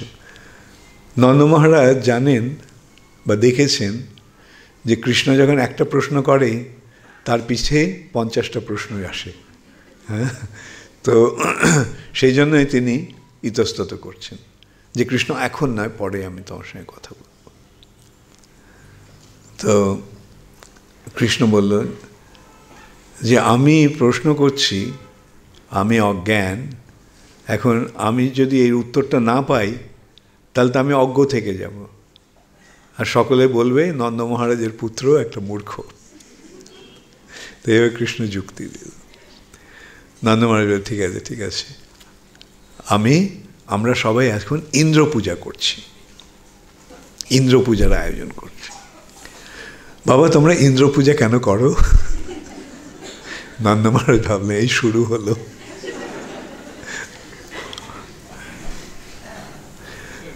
আমরা ইন্দ্র পূজা করি কেননা ইন্দ্র বৃষ্টির দেবতা, ইন্দ্র সন্তুষ্ট হয়ে বৃষ্টি দেয়। আমাদের তো জলের প্রয়োজন, আমরা গোপালন করি, আমরা কৃষিকার্য করি, সেই জন্য আমাদের অনেক জলের প্রয়োজন, তাই আমরা ইন্দ্রের পূজা করি।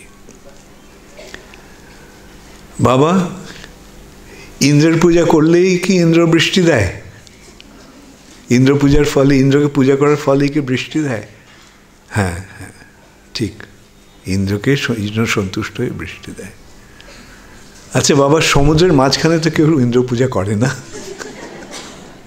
আর সমুদ্রের মাঝখানে তো জলের প্রয়োজন নেই, তাহলে সে সমুদ্রের মাঝখানে কেন বৃষ্টি হয়? নন্দ মহারাজ একটু ফাপড়ে পড়ে গেলেন, আরে এই প্রশ্নের তো উত্তর আমি দিতে পারবো না। তো নন্দ মহারাজ বললেন যে এটা আমাদের চিরাচরিত প্রথা। বাবা এই প্রথাটা কি শাস্ত্রিক না ব্যবহারিক?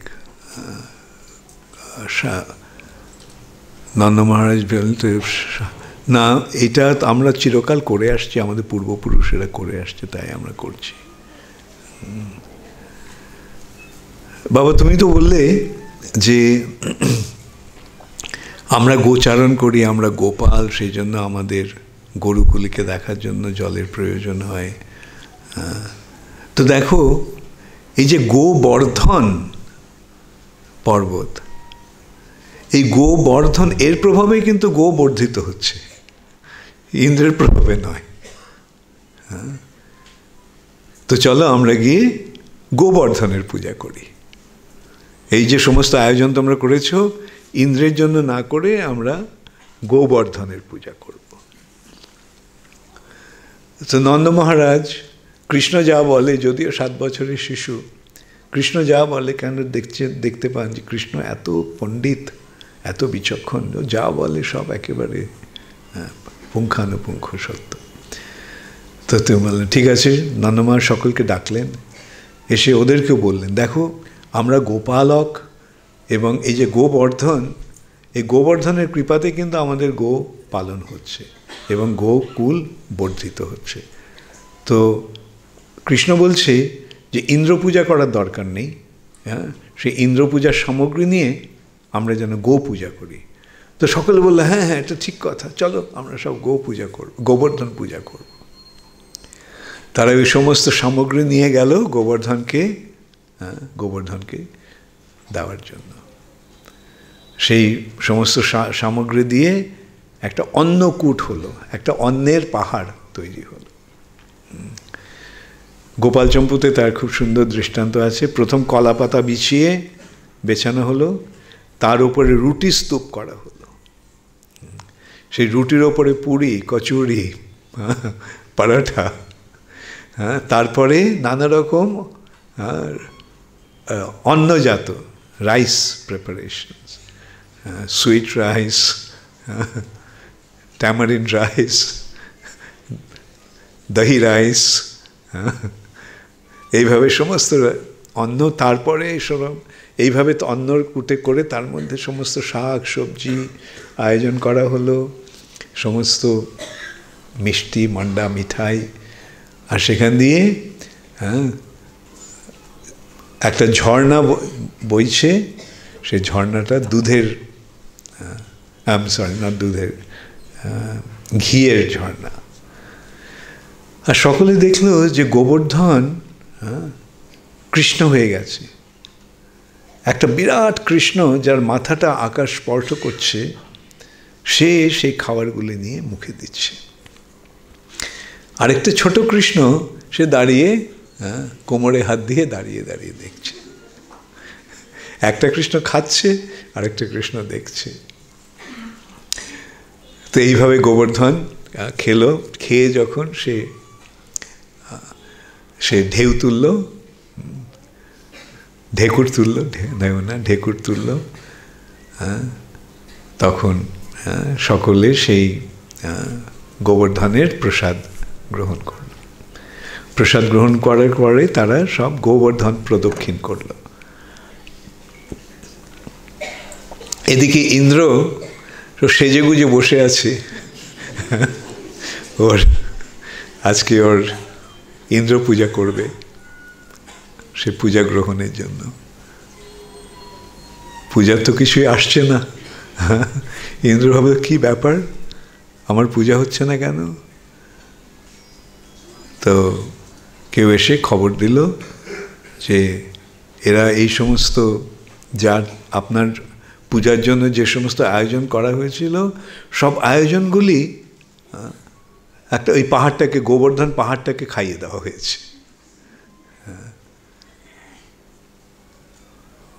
তো ইন্দ্র বললো এইভাবে আমাকে এরা অপমান করলো, আমার পূজা করে। আর কার, সে একটা 7 বছরের শিশুর কথায় এই গোপেদের একটা শিক্ষা দেওয়া উচিত।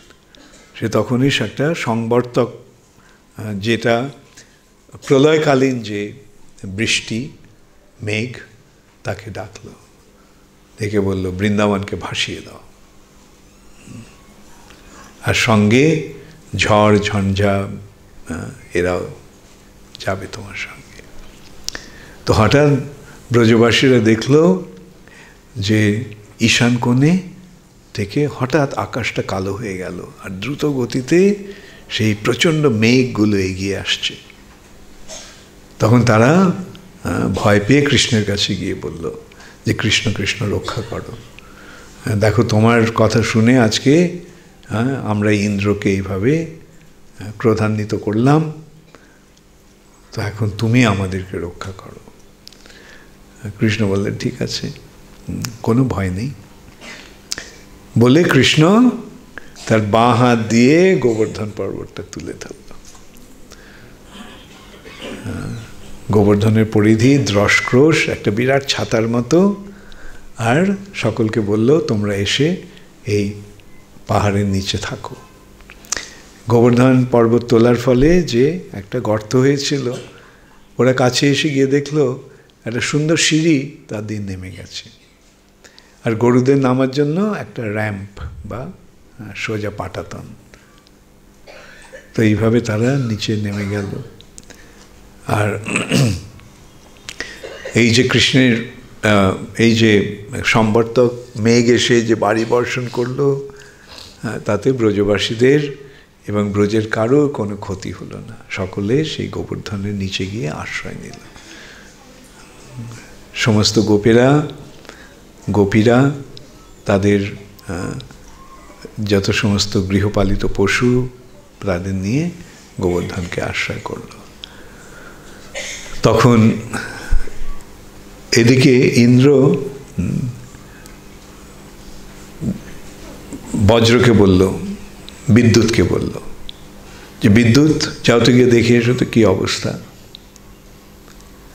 বিদ্যুৎ ঝলকের মধ্যে এসে ফিরে গিয়ে বলল, প্রভু সব মরে গেছে, বৃন্দাবনে একটা প্রাণীও জীবিত নেই। তো ইন্দ্র খুব প্রসন্ন হলো, ঠিক আছে, আমাকে অবহেলা করার, আমাকে অপমান করার এই শাস্তি। তো কিছুক্ষণ পরে বায়ু গিয়ে ইন্দ্রকে বলল, প্রভু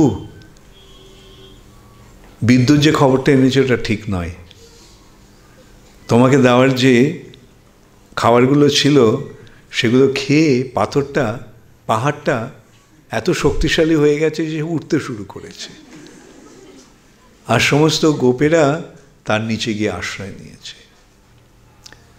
তো ইন্দ্র ভাবল যে একটা পাহাড় তো ছিল, তার নাম মৈনাক, সেটা উঠত, কিন্তু আমি তোর পাখা দুটো বজ্র দিয়ে কেটে দিয়েছি। তো সেই মৈনাকই আবার পাখা গজিয়েছে যে আকাশে উঠছে। তা ঠিক আছে, তিনি বজ্রকে রেখে বললেন যে বজ্র যা গিয়ে পাহাড়টাকে চুরমার করে দাও। তো বজ্র সঙ্গে সঙ্গে গিয়ে নিরন্তর বজ্রাঘাত করতে শুরু করল, কিন্তু গোবর্ধনের কিচ্ছু হলো না। কেন? কৃষ্ণ যেহেতু তাকে ধারণ করেছিল, সমস্ত বজ্রের আঘাত কৃষ্ণ সহন করে নিয়েছিলেন। তো এত বজ্রের আঘাত হচ্ছে, কিছু হচ্ছে না। এক বজ্রাঘাতে পাহাড় চূর্ণ হয়ে যায়, কিন্তু এই পাহাড়ে কিছু হচ্ছে না। তখন ইন্দ্র তার গুরুদেবের কাছে গিয়ে বললেন, গুরুদেব এরকম ব্যাপার হয়েছে, আমি তো বুঝতে পারছি না কি হলো। তো বৃহস্পতি বললেন, ইন্দ্র মহা ভুল করেছ। এই যাকে তুমি 7 বছরের শিশু বলে মনে করেছ, সে তোমার প্রভু নারায়ণ। আর তুমি তার ভক্তদেরকে সংহার করার আয়োজন করেছিলে, এই অপরাধ তো সে সহ্য করবে না, কারণ তিনি ভক্ত বৎসল। তার ভক্তকে কেউ যদি আঘাত করে, ব্যথা দেয়, তাহলে তিনি সেটা সহ্য করতে পারেন না। তো সেই কথা শুনে ইন্দ্র থরথর করে কাঁপতে শুরু করলো, প্রভু কি করি এখন? বৃহস্পতি বললেন যে যাও, সুরভির কাছে যাও। সুরভি ভগবানের অত্যন্ত প্রিয়, কৃষ্ণের অত্যন্ত প্রিয়। তো সুরভি গেলে কৃষ্ণের ক্রোধের উপশম হবে, তখন এসে তুমি তার কাছে ক্ষমা ভিক্ষা করো।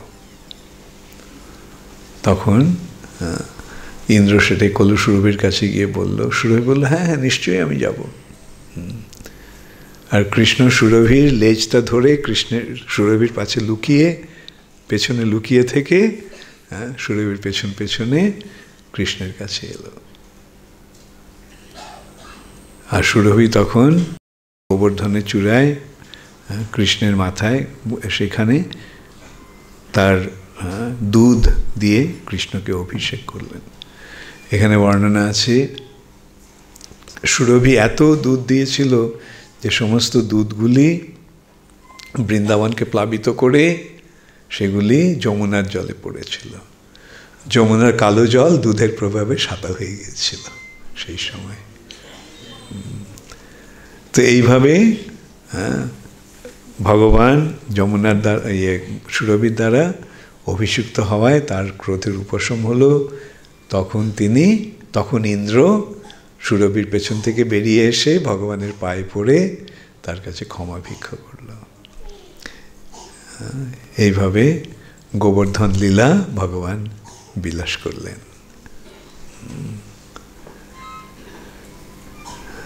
হরে কৃষ্ণ। তাহলে আজকেও আমি কিছু প্রশ্ন যদি থাকে সেগুলি করব, উত্তর দেব আমি।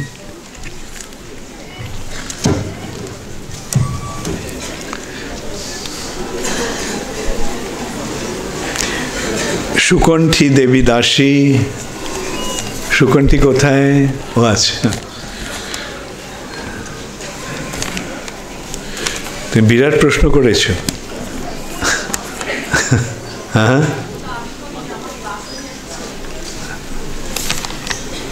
ও শুভঙ্কর মিত্র, স্টুডেন্ট অফ সুকণ্ঠী দেবী দাস। তোমার এই স্টুডেন্টটি কোথায়? শুভঙ্কর মিশ্র, ওকে। হরে কৃষ্ণ গুরু মহারাজ। হরে কৃষ্ণ, হরে কৃষ্ণ বানামটা ভুল লিখেছ। ওই মধ্য নস্যর পেছনে যদি ওই ইয়েটা থাকে তখন আর ন দেওয়ার প্রয়োজন হয় না, বুঝতে পেরেছ? হ্যাঁ, তোমরা হ্যাঁ ভালো করে পড়াশোনা করো, বুঝতে পেরেছ? আপনার শ্রীচরণে আমার সশ্রদ্ধ প্রণাম গ্রহণ করুন, এটাও ভুল। হ্যাঁ, প্রণাম বানামটাও ভুল, প্রণামটা দন্তন্বয় নয়, মূর্ধন্য না। আমার পিতামাতা অভক্ত, তারা কখনোই ভক্ত হতে রাজি নয়, কিন্তু আমি শ্রীমতী সুকণ্ঠী দেবী দাসী মাতাজির সান্নিধ্যে এসে ভক্ত হতে চাই। আমি আমার মায়ের হাতে তৈরি নিরামিষ খাবার খাচ্ছি, কিন্তু তারা আমিষ আহার করেন। আমি এখন গ্র্যাজুয়েশনের বিএ ফার্স্ট ইয়ারে পড়ি। আমি যতক্ষণ না পড়ালেখা শেষ করে চাকরি করে নিজের উপার্জনে পরিবার থেকে আলাদা হতে পারছি, ততদিন পর্যন্ত আমাকে আমিষাহারী মায়ের হাতে তৈরি নিরামিষ রান্নাই খেতে হবে। আমি গ্র্যাজুয়েট পর্যন্তই পড়াশুনো করব, এরপর চাকরি, তারপর আলাদা। আমি ততদিন নিজে নিজে আস্তে আস্তে নিরামিষ রান্না শিখেছি এবং করতেও পারছি, কিন্তু আমিষ রান্না বাসনে খাদ্য প্রস্তুত হচ্ছে বলে ভগবানকে ভোগ লাগাতে পারছি না, এবং পিতার আয়ে খাচ্ছি বলে আলাদা বাসন কিনতেও পারবো না। তাই হে গুরু মহারাজ, আমি কি ওই আমিষ রন্ধন করা বাসনে নিজে রন্ধন বানাম ভুল করে ছোট ছোট থালা বাসনে ওই রান্ধিত খাদ্য ভগবানকে ভোগ লাগাতে পারবো? কৃপা করে বলুন। কি করবে এখন এই পরিস্থিতিতে? যখন থাকতে হচ্ছে, করো। সেই ভগবান ভাবগ্রাহী জনার্দন। তো এই ভক্তি সহকারে ভগবানকে নিবেদন করো, ঠিক আছে?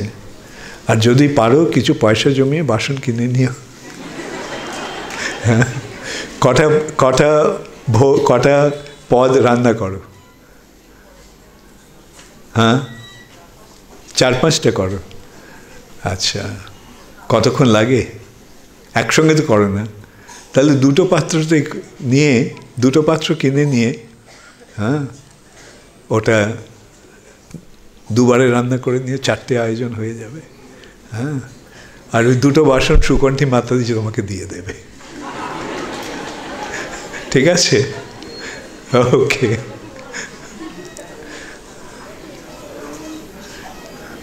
না তো অন্য কেউ আরো 1-2 বাসন দিতে পারো ওকে, ঠিক আছে? সুকণ্ঠী আয়োজন করে দেবে। Problem solved. হ্যাঁ, ওকে। নন্দনাচার্য দাস, কালকের প্রশ্ন নিয়ে এসছো তুমি? আচ্ছা। হরে কৃষ্ণ পরম পূজনীয় গুরু মহারাজ, আপনার চরণে আমার শতকোটি প্রণাম। আমার প্রশ্নটি হইল, 1, আমাদের ব্রহ্মাণ্ডের মধ্যে ক্ষীর সমুদ্রের সঠিক অবস্থানটি যদি কৃপা করে বলেন, ক্ষীরোদকশায়ী বিষ্ণু কিভাবে ওই ক্ষীর সমুদ্রের অবস্থান করেন? সেইখানে যেমন এরকম লবণ সমুদ্র আছে, সেরকম 7টা সমুদ্র আছে। সুরা, সর্পি, ঘি, দই, তারপরে ক্ষীর, দুধ। এইটি হচ্ছে ক্ষীর সমুদ্রের অবস্থান। ফ্রম বিনোদ বিহারী কৃষ্ণ দাস। আচ্ছা, হরে কৃষ্ণ, হরি বল। Dear Guru Maharaj, please accept my humble obeisances at your lotus feet. Where is Prabhupada? Forgot. First is Prabhupada. All glories to Srila Prabhupada. Okay, question 1. We are trapped in this body, the mind and senses holding us in a tight grip. Maharaj, how do we break free? The way to become free, Binod Bihari Krishna, তুমি বাংলা বুঝতে পারো? আচ্ছা, আমি বাংলাতেই বলছি যাতে সকলে বুঝতে পারে। প্রশ্নটা হচ্ছে যে আমরা এই শরীরে মন এবং ইন্দ্রিয়ের বন্ধনে আবদ্ধ হয়ে এই জড়জগতের বন্ধনে আবদ্ধ হয়ে আছি। তো এখন এই বন্ধন থেকে, এই যে দৃঢ় বন্ধন, এখান থেকে মুক্ত হওয়ার উপায়টা কি?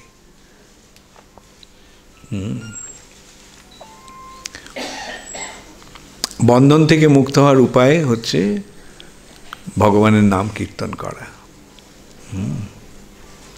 এক কৃষ্ণ নামে যত পাপ হরে, কোনো পাপীর সাধ্য নাই তত পাপ করে। এই পাপের ফলে তো বন্ধন, আর ভগবানের শরণ নিলে কি হচ্ছে? সমস্ত পাপ ক্ষয় হয়ে যাচ্ছে। অহং তাং সর্ব পাপেভ্য মোক্ষয়িষ্যামি মা শুচা।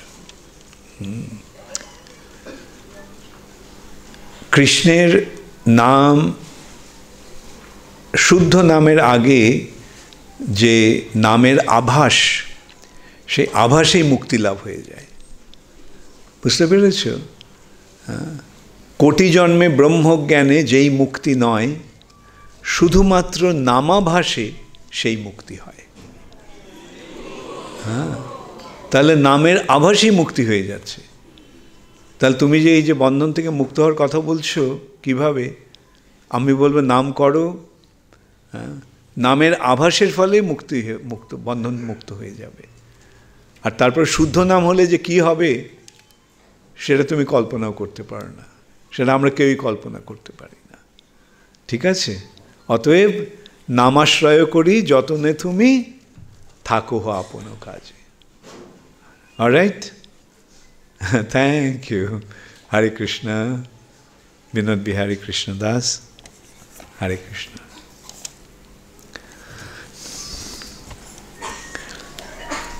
পরানন্দ দাস। ওকে। হরে কৃষ্ণ। গুরু মহারাজ, আপনার চরণে আমার শতকোটি প্রণাম। কালীয়নাগ কি এত পুণ্য করেছিলেন যে ভগবান তার মাথার উপর নৃত্য করেছিলেন? হ্যাঁ, বুঝতে হবে যেটা পুণ্যের ফল। হ্যাঁ, আর ভগবানের প্রতি যদি কেউ শত্রুভাব নিয়েও আসে, তাহলে তার পরম কল্যাণ লাভ। তবে শত্রুভাব নিয়ে ভগবানের কাছে যেও না। ঠিক আছে? শত্রুভাব নিয়ে গেলে ভগবানের কৃপা লাভ হতে পারে, নাও হতে পারে, কিন্তু ভক্তিভাব নিয়ে গেলে ভগবানের কৃপা অবশ্যই লাভ হবে। ঠিক আছে? দিলীপ বাঙ্গাল। ওকে। গুরু মহারাজ, এই অধমের দণ্ডবোধ প্রণাম নেবেন। গুরু মহারাজ, আমার প্রশ্ন, দেবকী মা ভগবানকে গর্ভধারণ করতে মাতৃষে ভগবানকে লালন করার সৌভাগ্য থেকে বঞ্চিত হলো কেন? আর যশোদা মা গর্ভে ধারণ না করেও ভগবানকে মাতৃস্নেহে লালন পালন করার সৌভাগ্য পেলেন কেন? ভালো প্রশ্ন। বসো।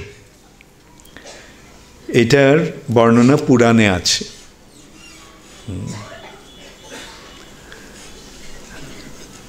কৈকেয়ী রামচন্দ্র যখন ফিরে এলেন, ফিরে এসে তাকে মাতৃবৎ শ্রদ্ধা সহকারে তাকে প্রণাম করলেন,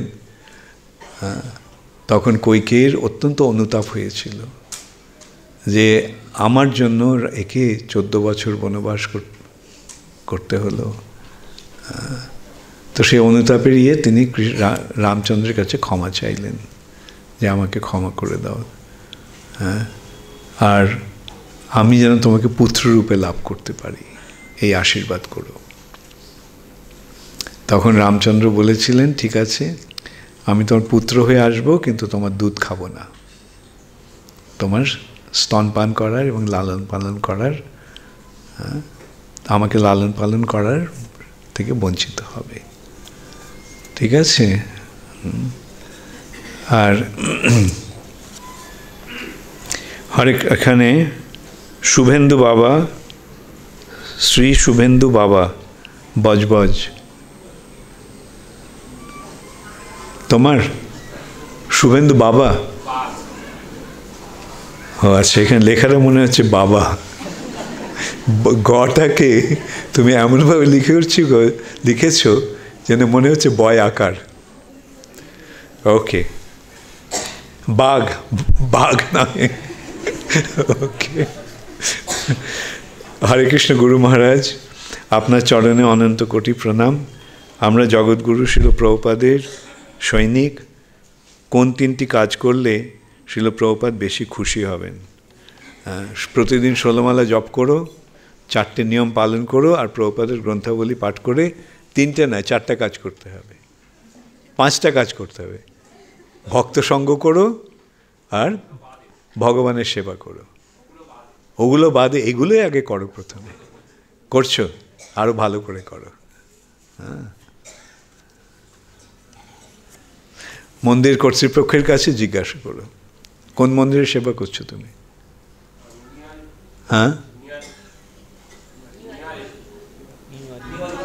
নিউ আলিপুর, ঠিক আছে। ওই মন্দিরে তোমাকে যারা করছে, গাইড করছে, তাদের জিজ্ঞাসা করে কী সব সেবা করবে। এটা দেখি,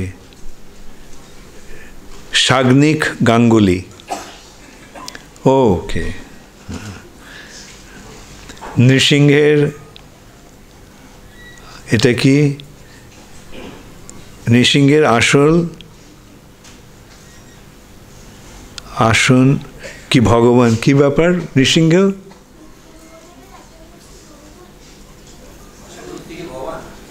হ্যাঁ হ্যাঁ, নৃসিংহ রূপটা ভগবানের রূপ, ঠিক আছে।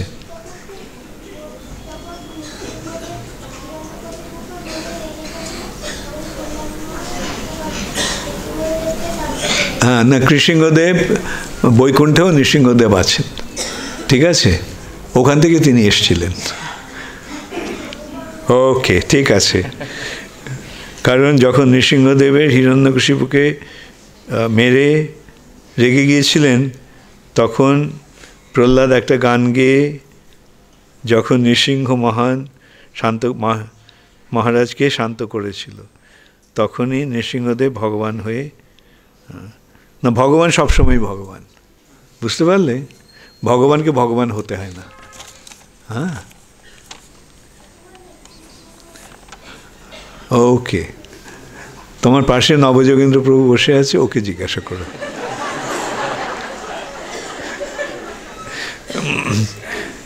তপন চৈতন্য দাস,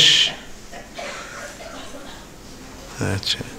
পরম পূজনীয় গুরু মহারাজ, আপনার শ্রীচরণে শতকোটি প্রণাম। আমার প্রশ্ন, আমরা যে স্তরের ভক্ত, তাতে আমরা কি শ্রীল জয়দেব গোস্বামী বিরচিত গীত গোবিন্দম অধ্যয়ন করতে পারি? হ্যাঁ, যদি করতে চাও করতে পারো। হ্যাঁ, নিশ্চয়ই। সঞ্চয়িতা, ওকে। শ্রদ্ধেয় মহারাজ, আপনাকে আমার দণ্ডবত প্রণাম রইল। প্রশ্ন করার জন্য ক্ষমা চেয়ে নিচ্ছি। ব্রজে শ্রীকৃষ্ণ এবং দ্বারকার শ্রীকৃষ্ণ কি এক? আমি জেনেছি ভগবান শ্রীকৃষ্ণ কখনো ব্রজ ছাড়া হননি। মহারাজ দয়া করে বিষয়টি একটু বুঝিয়ে দেবেন। হ্যাঁ, ব্রজেন্দ্র নন্দন কৃষ্ণ হচ্ছেন স্বয়ং ভগবান। তার প্রথম প্রকাশ হচ্ছে বলদেব বৃন্দাবনে। সেই বলদেব থেকে প্রকাশ হচ্ছেন চতুর্ভুহ। সেই চতুর্ভুহ হচ্ছেন বাসুদেব, শঙ্কর্ষণ, প্রদ্যুম্ন এবং অনিরুদ্ধ। এই যে বাসুদেব, এই বাসুদেব হচ্ছেন দ্বারকার কৃষ্ণ। বাসুদেব বসুদেবের পুত্র, কিন্তু ব্রজেন্দ্রনন্দন যে কৃষ্ণ তিনি নন্দ মহারাজের পুত্র, যশোদা মায়ের পুত্র। বোঝা গেল? হ্যাঁ, ওকে, ভেরি গুড।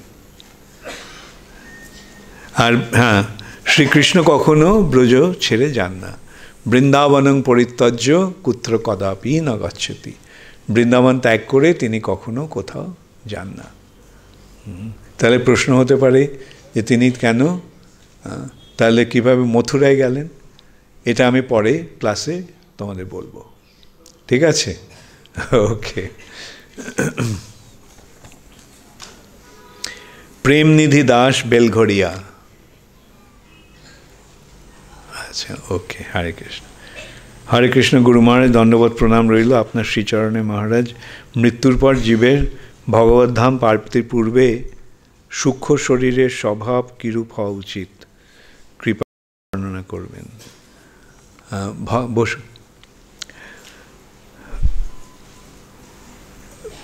ভগবদ্ধাম প্রাপ্তির পূর্বে সূক্ষ্ম শরীর আর থাকে না, বুঝতে পারলে? ভগবত ধামে সূক্ষ্ম শরীর, জড় শরীর নিয়ে যাওয়া যায় না। স্থূল শরীরটা তো যেতেই পারে না, সূক্ষ্ম শরীর নিয়েও ভগবানের ধামে যাওয়া যায় না।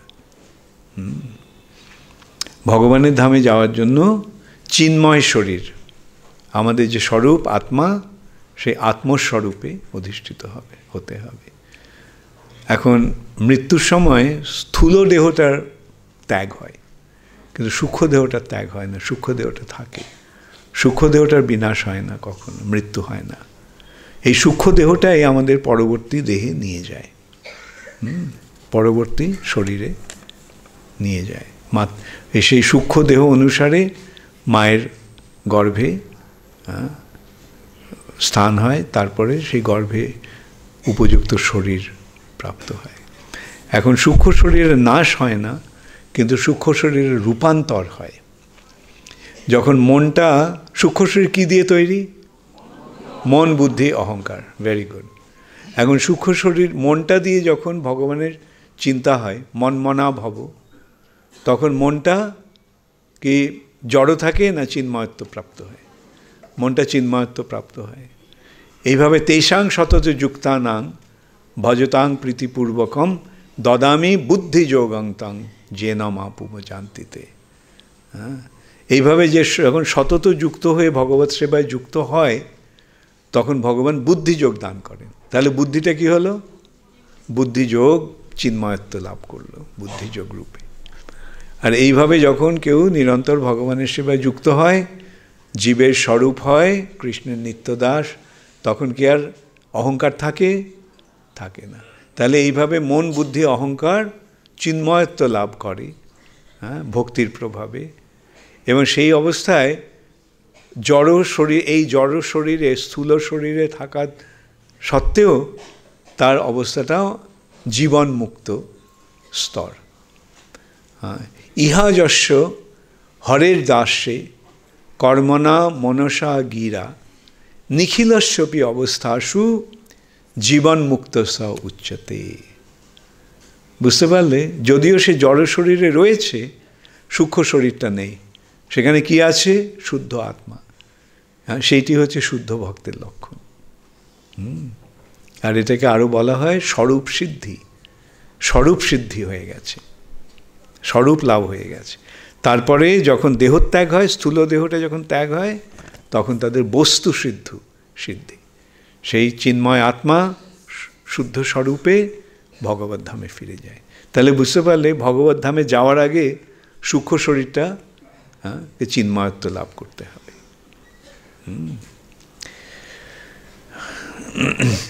মাধুরী প্রিয়া দেবী দাসী। Where is Madhuri Priya? Hare Krishna. Okay. परम पूज्य महाराज जी के चरणों में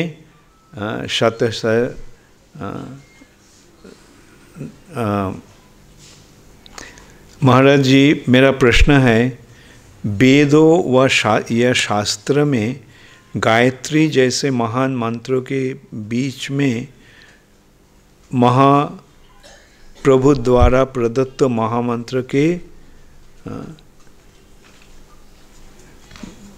महामंत्र के क्या है?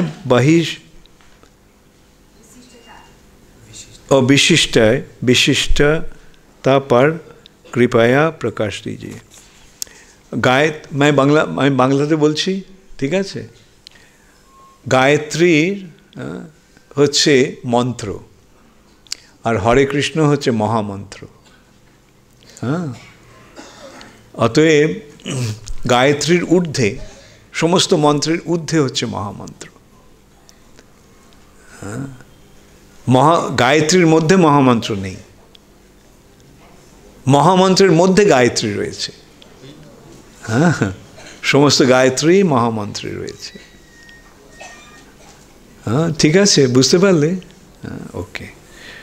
আচ্ছা, এখন বাকি প্রশ্নগুলো আমি রেখে দিচ্ছি। অনেক প্রশ্ন এসে গেছে, আমি